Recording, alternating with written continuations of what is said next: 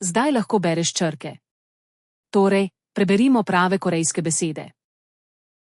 Vsaka beseda je le gradnik, ki ga že poznaš, in zdaj pomeni nekaj, kar si lahko predstavljaš. Preberi to besedo. 안녕하세요. Pomeni zdravo. Pravkar si jo prebral sam. Preberi to besedo. 감사합니다. Pomeni hvala. Pravkar si jo prebral sam. Preberi to besedo. 사랑해요. Pomeni ljubim te. Pravkar si jo prebral sam. Preberi to besedo. 맛있어요. Pomeni je okusno. Pravkar si jo prebral sam. Preberi to besedo. 좋아요. Pomeni všeč mi je dobro. Pravkar si jo prebral sam.